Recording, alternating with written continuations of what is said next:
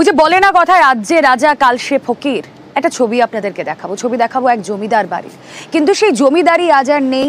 বাড়িটিরও অবস্থা একেবারে ভগ্নপ্রায়, সেখানে কোনো রকমভাবে মাথা গোঁজার ঠাঁই নেই। তাই সেই জমিদার বাড়ির যারা সদস্য তারা পাশেই ওই বাড়ি লাগোয়া একটি কুঁড়ে ঘরে ঠাঁই নিয়েছেন। এক সময়ের জমিদার পরিবারের এই ট্যাগটাই তাদের এখন গলার কাঁটা হয়ে গিয়েছে। কেন বলছি? কারণ মাথার ওপর ত্রিপল টাঙিয়ে কোনো মতে দিন গুজরান হচ্ছে, কিন্তু মিলছে না পাকা বাড়ির ঠিকানা থাকায় আবাস যোজনার বাড়ি। ভাবতে পারছেন অবস্থাটা? এক সময়ের দাপুটে জমিদার পরিবার, কিন্তু আজ তাদের সিকিভাগও জমিদারি নেই ওই ভগ্নপ্রায় বাড়িতে মাথা গোজার ঠাঁইটুকু। তাই বাইরেই তারা একটা ত্রিপল টাঙিয়ে কোনো রকমভাবে রয়েছেন।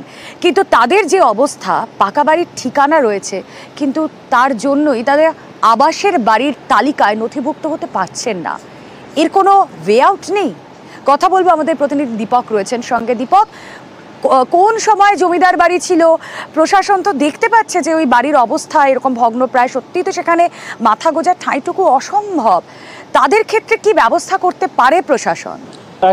একেবারে সালানপুর ব্লক থেকে কিন্তু সেই জমিদার বাড়ি পরিদর্শন করা হয়েছিল এবং পরিদর্শনের পর জানায় প্রশাসনিক আধিকারিকরা কি এই বাড়িতে মানুষ থাকার বসবাস করার যোগ্য নেই।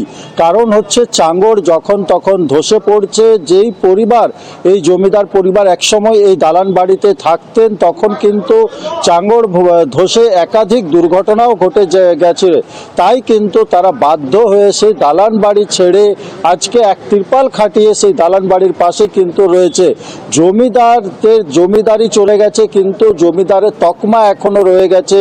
এই সালানপুরের কল্লা গ্রাম পঞ্চায়েতে গেলে দেখা যায় প্রশাসনের পক্ষ থেকে তাদের নাম নথিভুক্ত করার একটা বিশেষ উদ্যোগ নেওয়া হয়েছে। কারণ হচ্ছে যেই জমিদার একসময় ছিল, জমিদারি ছিল, আজ কিন্তু বর্তমান সময়ে সেই জমিদারি নেই সেই পরিবারে। তারা আজকে দিন আনে দিন খায় এবং পঞ্চায়েতের পক্ষ থেকে, কল্লা পঞ্চায়েতের পক্ষ থেকে তাদের নাম নথিভুক্ত করার জন্য উদ্যোগী হয়েছে। তাদের দিন আনে দিন খাওয়া অবস্থা, প্রতিবেশীরাও তারা বলছেন যে সত্যি এভাবে তাদের কষ্টে দিন গুজরান করতে হয়। আর পরিবারের লোকজন তারা বলছেন যে আমরা বারবার সাহায্যের আবেদন জানিয়েছি।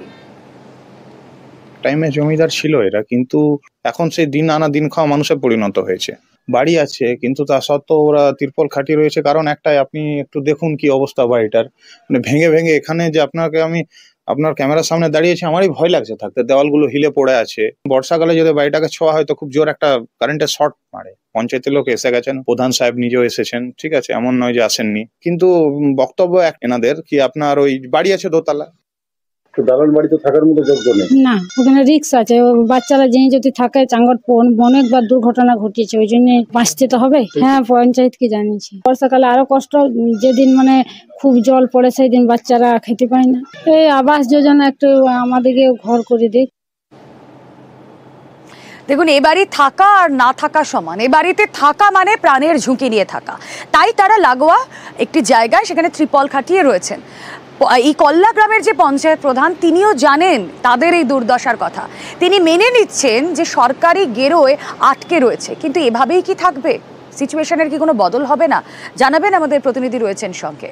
দেখো, একেবারে কল্লা গ্রাম পঞ্চায়েতের প্রধান জানিয়েছেন কি যে প্রশাসনিক যে নিয়ম রয়েছে আবাস যোজনায় নাম নথিভুক্ত করার জন্য কাঁচা বাড়ি প্রয়োজন।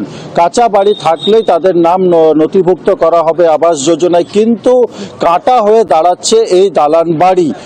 দালান বাড়ি যখনই সার্ভে করতে যাচ্ছে ব্লকের পক্ষ থেকে বা জেলা স্তর থেকে এই আবাস যোজনার, তখনই দেখা যাচ্ছে এই দালান বাড়ি, যেই দালান বাড়ি আজকে ভগ্ন দশায় রয়েছে, চাঙড় ধসে পড়ছে, কিন্তু তাদের কাছে আজকে কাঁটা হয়ে দাঁড়াচ্ছে জমিদার পরিবারের কাছে এই দালান বাড়ি যতদিন থাকবে তারা আবাস যোজনায় নাম নথিভুক্ত করতে পারবে না।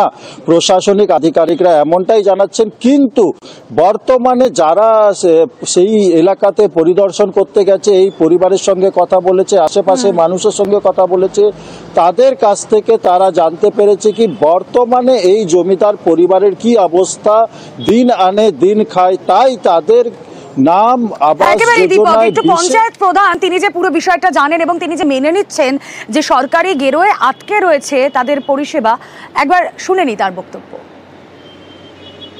পঞ্চায়েত থেকে উদ্যোগ নেওয়া হয়েছে, আমরা ব্যাপারটা জানি। ওদের সত্যি মানে যে কোন সময় কিছু হয়ে যেতে পারে।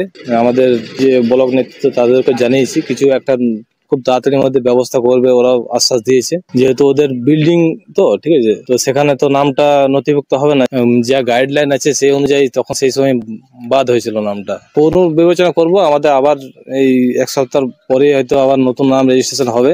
হ্যাঁ, আমাদের যে আবাস প্লাস অ্যাপটা ওটা চালু হয়ে গেছে,